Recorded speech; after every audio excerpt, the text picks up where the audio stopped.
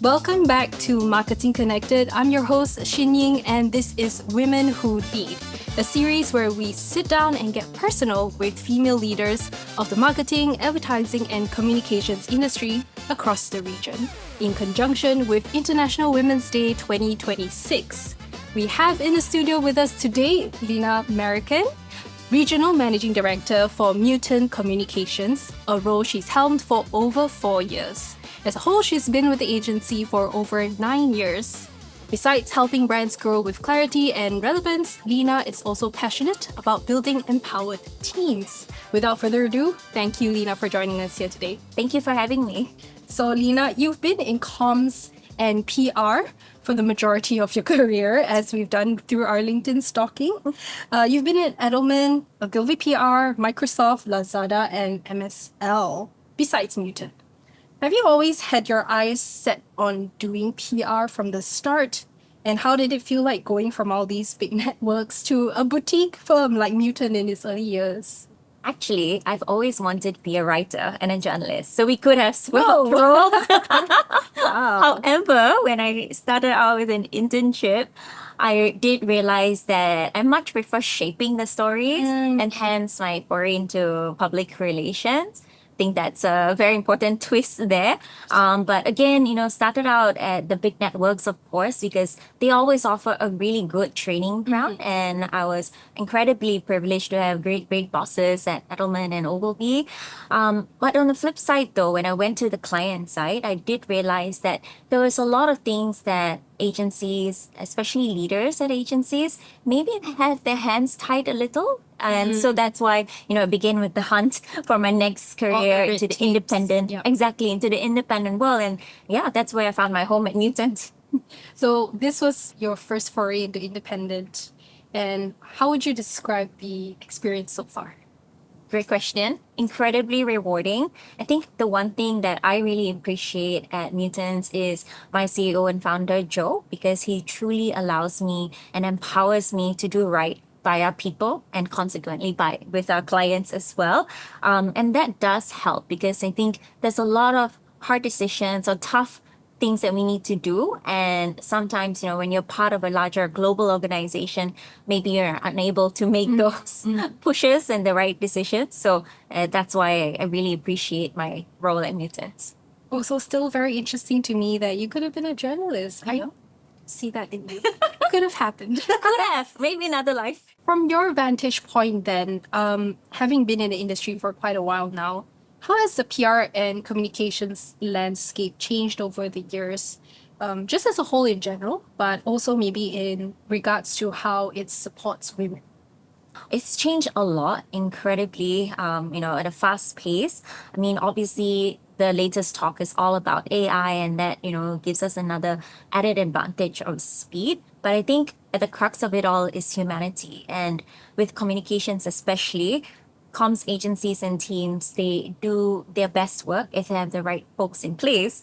And when it comes to women, I think, honestly, there's a lot of bad stuff that can't happen because of the pandemic. But one of the best things was folks realized that they could actually do their great work anywhere, any place. And then that came, the whole work from home mandate. And that gave, I think, whole nother level of flexibility, especially for women, especially senior women as well, who are juggling maybe home, caregiving, as well as work. It really allowed them to have that freedom to do their best work across, any time and space. However, recently though, with the whole, back return to office 5 days a week mandate, it's kind of taking away that power, that freedom, that flexibility. But I really do hope that, this industry as a whole continues to see the value of women in the workplace.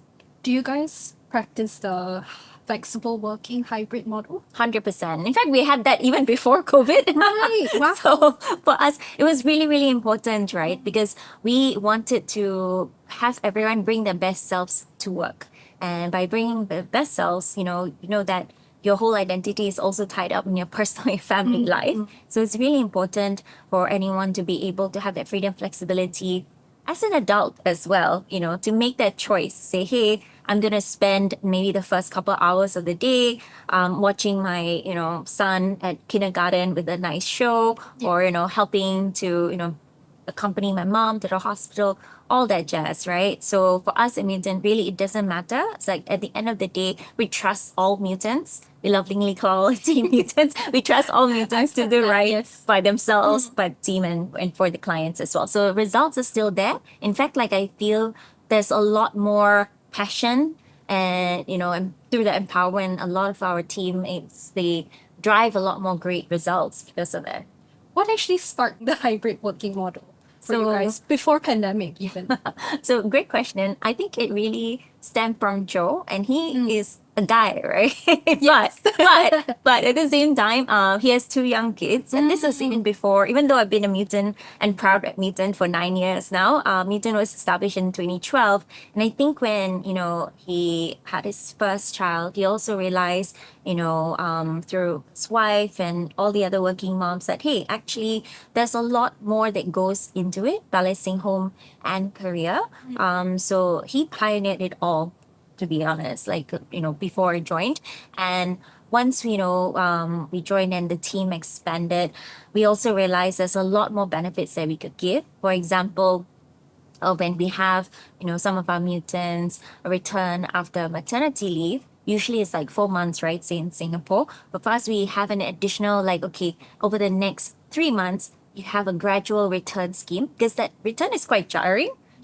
Like full on 40 hours back. But how we do it is like first month, you just need 10 hours a week in the office, second month, 20 hours, third month, 30 hours a week. And only in the fourth month, then you ease into it. So that helps, because I found that, the drop between, working moms having, family, and suddenly like, having that brute return to the office is just not sustainable. And that also, applies to being flexible too, because obviously, you have a lot of things that you need to do with vaccination schedules, etc. So we're like, no problem, just lock it in the calendar. In fact, one of the great examples I like to give is one of our great mutant dads at the office.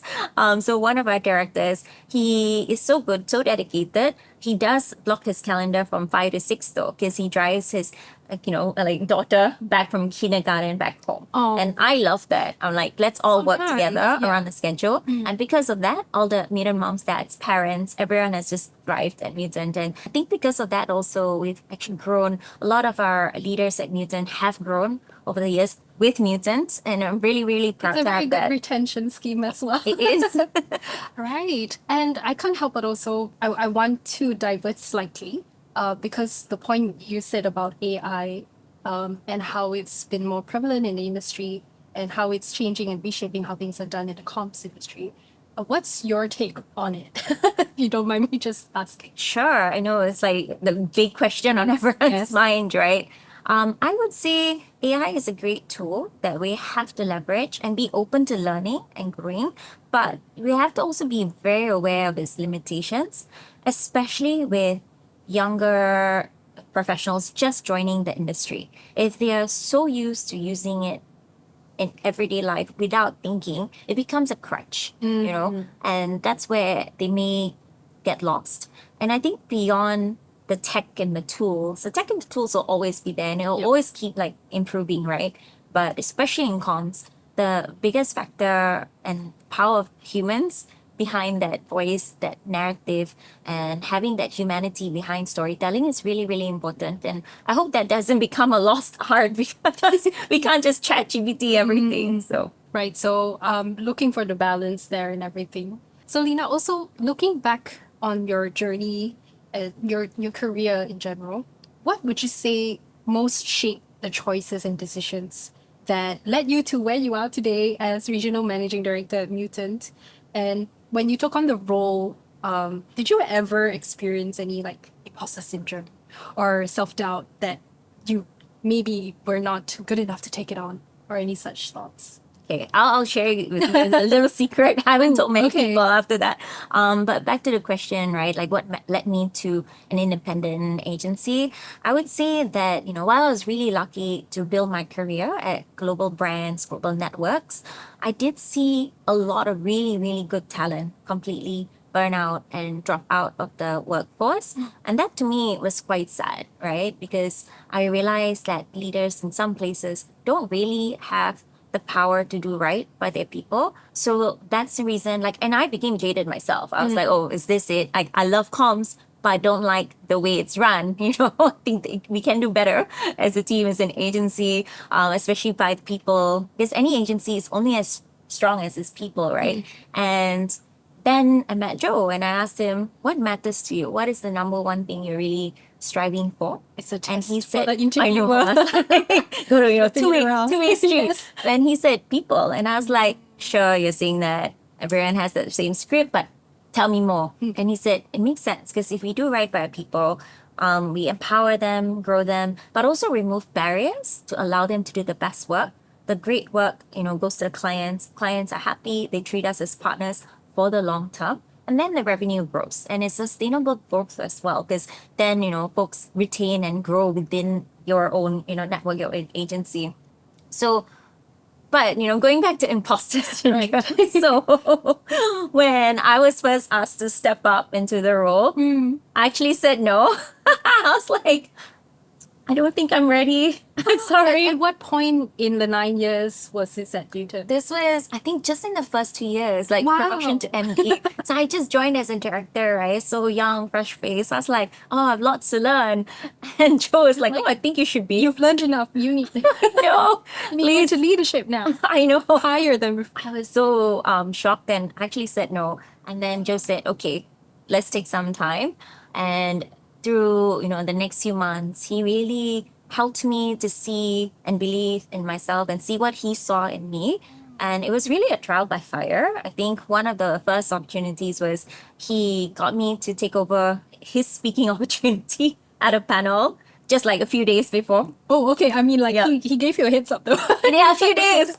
Not drop you off right there. And But I was like, hope you that's- should go for this. So I was like, oh gosh, in my mind, I was like, I'm like the youngest panelist. I'm female. What do I have to say? Will people listen? But I really rehearsed a lot. And I think the turning point really came when the audience members came up to me after and said, oh, I really resonated with what you said. I really enjoyed that. And that helped because then I was like, oh, actually what I said makes sense. affirmation at the point you needed. Exactly. So like less than a year later, I went back to Joe and was like, okay, I'm ready now. Let's go. Just lesson. That's really good that he also gave you the space to kind of explore those doubts and address it, not just like leave you hanging on, right? Indeed. But I can't help but also wonder about this argument that can be said about the industry is that, burnout does happen in networks and stuff, but I feel like same can be said for certain smaller boutique firms as well because lesser people, more higher workload. What are your thoughts on that? 100%. I mean, at the end of the day, there's always a lot of events, a lot of, late nights when there's events happening or crisis comms, right? And as comms folks, what we do, it really does matter. And, when the client really needs us, we have to be there. I think one thing is that we do resource and staff our teams well and make sure that when there is an upcoming big event or when certain teams are going to be strapped, we take a step back and look at the larger team as well. So we have this thing called One Mutant. So we look at it as a whole network across the 5 markets, right? And see, okay, when this team is strapped, can we get maybe Philippines or Indonesia to jump in, help with reporting? Or, when we have a newer team in Thailand 2 years ago, when we first launched, we also, parachuted a few mutants from the other markets down, work together hand in hand. So it really helps because the clients get the best mutants on the job, working as one, but also it helps to like alleviate resources. So it's resource sharing there throughout the network. You did mention, I think earlier when we had a little chat that you just came out from a management training and you did mention that this has been going on in Mutant for a while. Can you tell us a bit more about that? 'Cause I thought it was quite interesting. Sure. So we were talking about how, when we thrust into roles to manage teams and people, that we didn't exactly have a playbook ourselves. We had to learn on the job, and it's definitely not easy, right? So we realized, like me and the other directors at Mutant, we realized, hey, actually, there's a lot of good learnings, and for us, people are really, really important. So that's why anyone who is a people manager at Mutant, they need to be equipped with these like skills and training, how to manage like different personalities, different skill sets, etc. So we came out with like a 6-month system for them to have like 6 different modules to go through everything. So anyone who's a new manager, yeah, it helps, right? So it helps empower them. It helps them to ask us like the silly questions. It helps us, to also understand, okay, where are the pain points? What are the different cultural nuances as well? Like for example, in Thailand, junior, there's a real hierarchy, Yeah. age, seniority, title. So for us, if we have folks who are afraid of talking to us or speaking up, speaking their minds, sharing their ideas with clients, that's a whole huge disadvantage to all of us, right? So we really had to empower people managers to create a psychological safe place for everyone to speak up. No matter who you are, no matter if you're an intern, I still have something to learn from everyone too. So it really helps this whole like learning, sharing, giving back situation. So speaking of going into leadership and also management, for those who might be dealing with imposter syndrome right now, as you might have in the past, what advice would you give them now? In fact, just at a recent industry event, I was just speaking with a few fellow female senior leaders, right?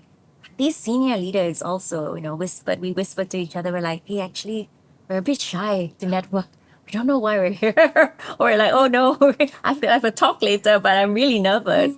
And to me, it was shocking because I really deeply admire each and every one of them. So I wanted to be say, like, just say that don't be shy. If you have an imposter syndrome, it is real. My advice really is simple, but it's really hard to put in practice. Okay, let's hear it. You just have to put yourself out there, really. Just do it because with each opportunity, with each, meeting, with each speaking opportunity or anything that you have, you really learn through that experience. And with that experience, with the great feedback as well, you build confidence. So it just takes time. Go easy on yourself. We all learn.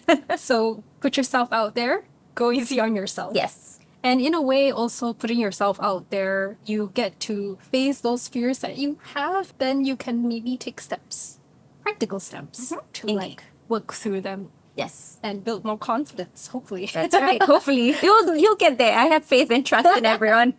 I mean, that's a really honest point. What is it like being a female leader where you are today in an industry that used to be, would say, like male dominated in leadership? I would say, coming up into this industry, I didn't have the opportunity to see a lot of female leaders, let alone female minority leaders as well. I think that also does play a part in the imposter syndrome that I felt because I wasn't looking at, faces that could be mine too. So there was a whole lack of like diversity at the C-suite level, agency leader level. So I was like, oh, could I really fit in? Could I be there? Mentioned the panel as well, right? And I was like, should I be here? Were you the only female on that panel? I was the other female, but there was 5 speakers. So there's 2 females, 3 guys. Okay. So I think at that point, that was also the turning point where, how, a panel shouldn't be a manel. where, where we, try our best to make sure there's a diverse speaker list and everything. So I think that was a bit of the turning point about 10 years ago where everyone realized, hey, actually, we need diverse voices here. Otherwise, it's just speaking in an echo chamber. What's the point, right? But I must say, things have come so far. I mean, just looking around at my own peers, right? So many really kick-ass, can I say kick-ass? Yes, you Great, can. okay, I can. Kick-ass female leaders and, a lot of diverse leadership as well. And I think because of that, there's much greater, more creative work that's coming out there. And it's heartening to see. So who knows what the next decade and so will bring. I'm sure a lot more change, hopefully. And it's not so much to say that like the creative work can't come from the male leaders. It's just that it adds more voices. Like for example, if you're doing a campaign that is like sanitary pads, if you have just all male working on it, it's going to be a very different outcome for when you have female voices joining in on it. True. And also to think like from the target audience perspective, right? And also to spot specific potential issues before it becomes an issue. We're like, actually, have you thought what it would mean if we said this to this minority group? And just to make sure that, especially from a public relations point of view, Yes. you don't create a crisis. Yeah, no, you're meant to solve it, not create it. Exactly, exactly. So it's just important to have like that diverse thinking, but also equally that creating that safe space for everyone to have a voice, have an opinion, and actually to share it in that room. I think that's really important. And what would you say that diverse female voice in leadership brings to, say, crisis comms or in general PR work? I would say that I was actually part of a crisis, which I can't mention because it's not public, which fine. is the best crisis management. But I realized, in one of those chats on the client side, it was all men. The legal team, the clients, the leadership team, my CEO, and then me. And then I realized, actually, this is a real thing that we should make sure that it doesn't blow up as well. And have you thought about it from this perspective? So that's why, like for me personally, whenever we have any PR campaign or crisis, right, it's very important for me to pull in diverse folks in the room just to make sure that I'm really seeing it from all perspectives because I don't know everything and I only see things in a certain way, right? As much as I try. So it's important for me to be like challenged as well. So I just want to make sure I empower that, set up as well no matter what, female or non, like just having that diversity in a room, it helps. And even more so for all the different markets that have different cultural nuances and local sensitivities, right? 100%. So then, well, is there a piece of advice that maybe you've heard along the way in your career that you wish you didn't take? Oh, that's a very interesting question. This happened quite a while back, but I think one of the advice that came actually from a very old female senior mentor was at that time I was really young as well, but thrust into a bit more senior role. So I had to, try to find that authority and that power. So she was like, oh, just dress older and just, try to project yourself in a certain way. I have a very, I would say squeaky voice a little bit when I was younger. So, try to have that authority and that power in the voice and go hard.